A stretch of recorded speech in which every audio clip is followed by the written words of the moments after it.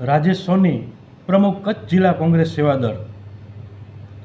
સવાલ થાય છે કે શિક્ષકોને શૈક્ષણિક કામગીરી સિવાય બિન શૈક્ષણિક કામગીરીમાંથી ક્યારે મુક્તિ મળશે? સરકાર મોટી મોટી વાતો કરતી હોય કે રાજ્યની અંદર શિક્ષકો શૈક્ષણિક કાર્ય ઉપર વધારે પડતું ધ્યાન આપે અને શિક્ષણની ગુણવત્તા વધુ સારી બને એ માટે પ્રયત્નશીલ છે, પરંતુ આજ દિન સુધી શિક્ષકોને બિન શૈક્ષણિક કામગીરીમાંથી મુક્ત કરવામાં આવ્યા નથી। થોડા સમય પહેલાં જે વાતો હતી કે ધીમે ધીમે હવે શિક્ષકોને બિન શૈક્ષણિક કામગીરીમાંથી મુક્ત કરવામાં આવશે, પરંતુ નવી જ જે કામગીરી વસ્તી ગણતરી ભલે રાષ્ટ્રીય કામગીરી છે, પરંતુ શિક્ષકોને બિન શૈક્ષણિક કામગીરીમાંથી મુક્તિ મળવી અત્યંત જરૂરી છે। હું મારા લખપતના પરિપ્રેક્ષની અંદર વાત કરું તો લખપત તાલુકાની અંદર લગભગ 100થી ઉપર જેટલા શિક્ષકો વસ્તી ગણતરીના કાર્યમાં જોડાયેલા છે।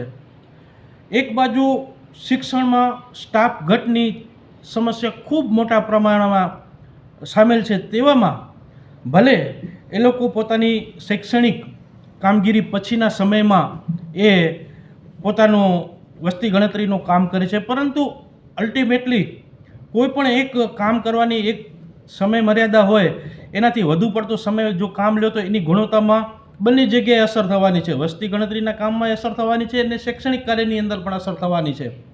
તમે આખું વેકેશન જેને કહેવાય કે એને તાલીમ આપવામાં કાઢ્યું, ત્યાર પછી જ્યારે સ્કૂલો શરૂ થઈ તો તમે સીધો વસ્તી ગણતરીની અંદર એમને સામેલ કરી દીધા। તો મારો કહેવાનો મતલબ એટલો જ છે કે જેમ બને તેમ જલ્દીથી શિક્ષકોને બિન શૈક્ષણિક કામગીરીમાંથી મુક્તિ મળવી જોઈએ।